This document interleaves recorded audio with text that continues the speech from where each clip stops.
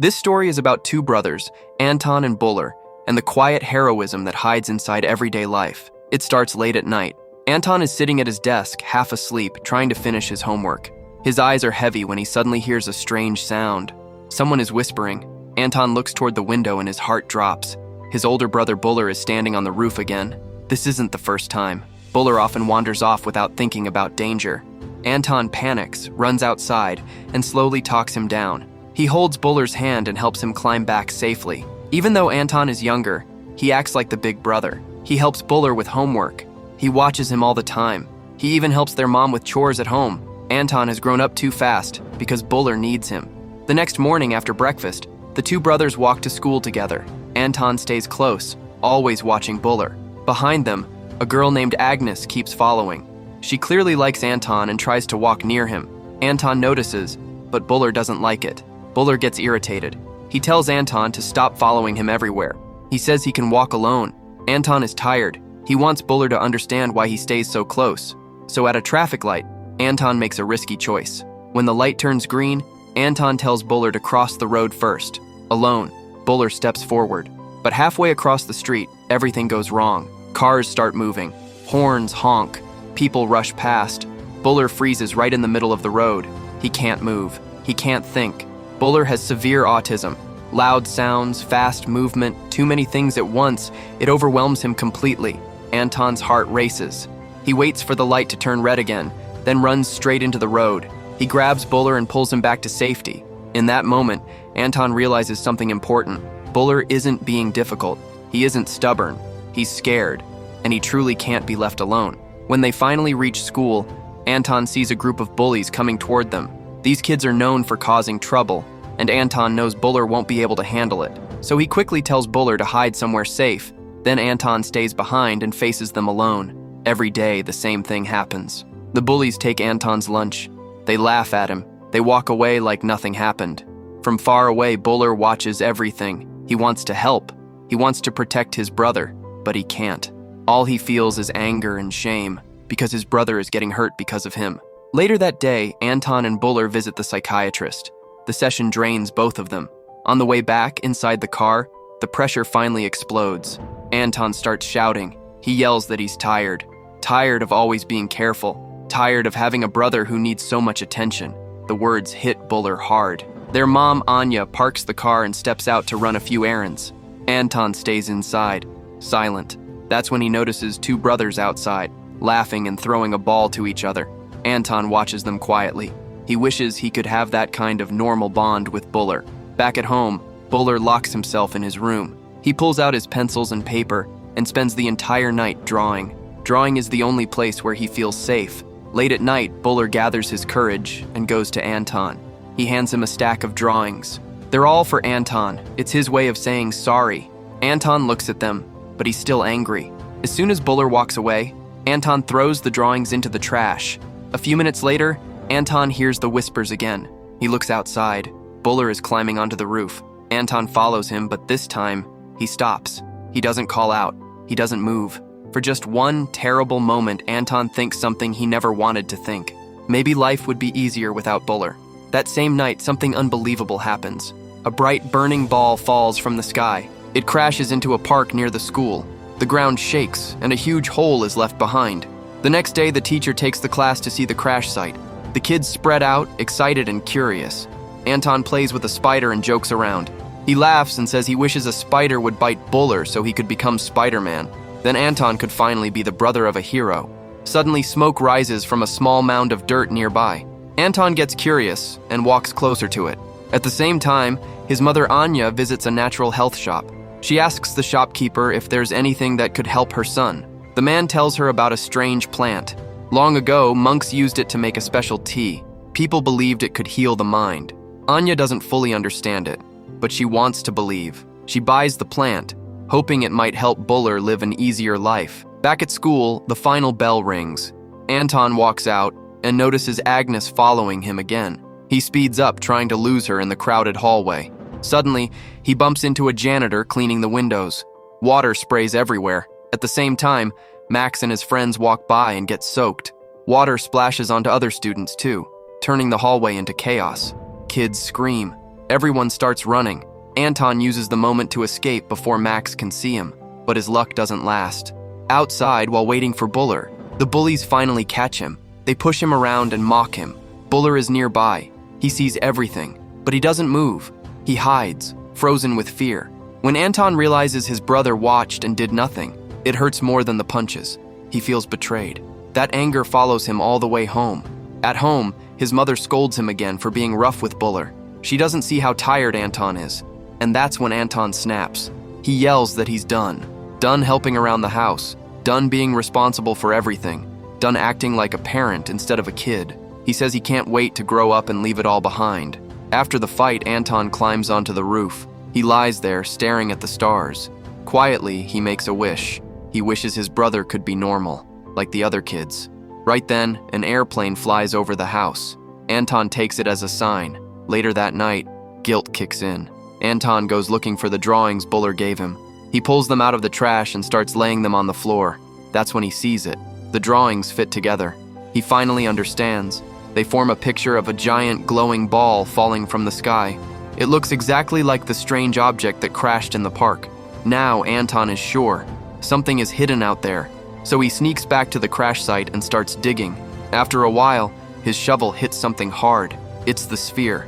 Anton drags it home and shows it to Buller. He asks his brother what it could be. Looking at Buller's old drawings, Anton realizes something scary.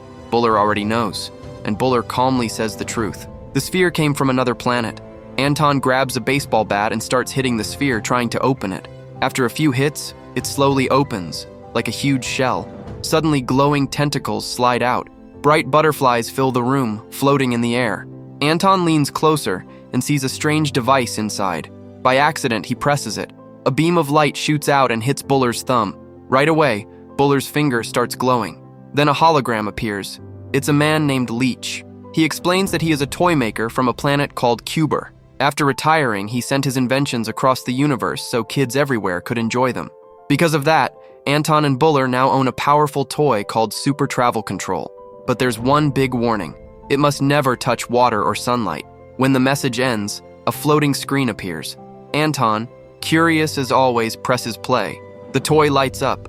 Anton points the beam at the fish tank. The goldfish starts spinning fast, making a tiny whirlpool in the water. The brothers panic. They run out of the room, slam the door, and promise never to tell anyone. That night, they sleep together in Buller's room. But in the dark, Buller's finger starts glowing again. He stares at it and wonders if maybe he doesn't belong on this planet at all. The light slowly fades, and he falls asleep.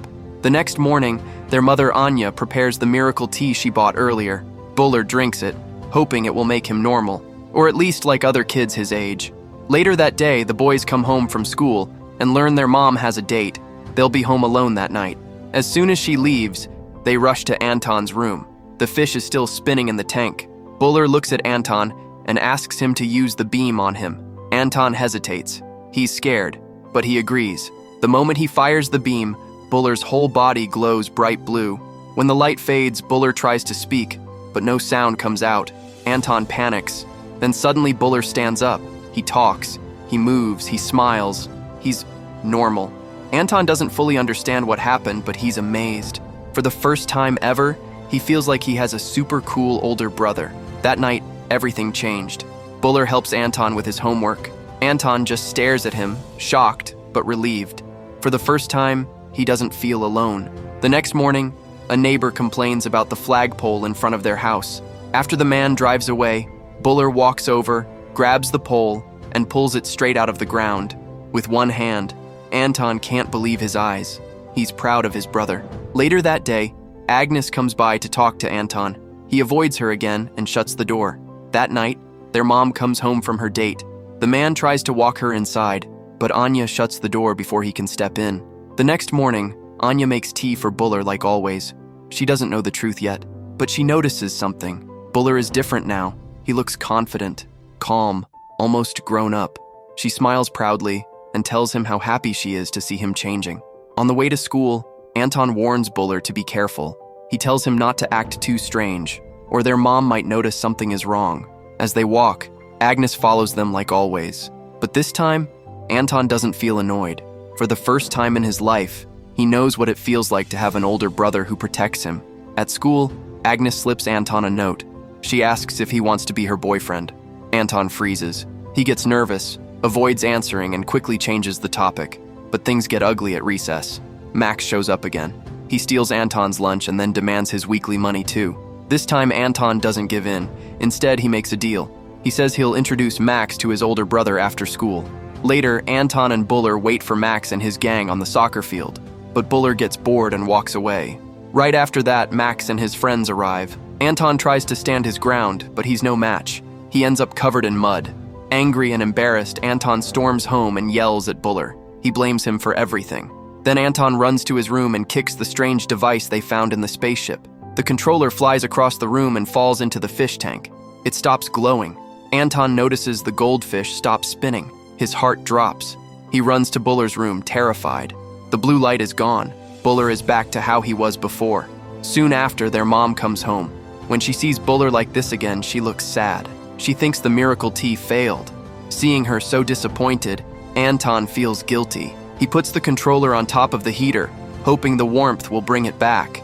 Later, after his shower, Anton comes downstairs for dinner. His mom has made an ice cream cake. She looks tired and down. Anton hugs her. Then the doorbell rings. Agnes is at the door with an invite to a costume party this weekend. There's even a contest. Anton says he doesn't want to go, but his mom insists. She says both boys will go and she'll handle the costumes. The next day at school, Anton spots Max's gang again. He hides behind trash bins and sneaks away. While hiding, he gets an idea. He can use his mom's hairdryer. Back home, he tries it on the controller. It works. The goldfish starts spinning again. Anton smiles, relieved, but suddenly Leech's hologram appears. He gives a warning. The controller touched water. It will shut down forever in 36 hours. That night, Anton hears loud music from Buller's room. He peeks inside and smiles. Buller is different again. Confidence. Free. Then something shocking happens. Buller opens the window, runs, and jumps. Anton rushes to the window. Buller is flying, like a real superhero. Anton runs outside after him, heart racing. Buller flies over the city while Anton chases from below, proud and amazed. Suddenly, Anton runs into Agnes.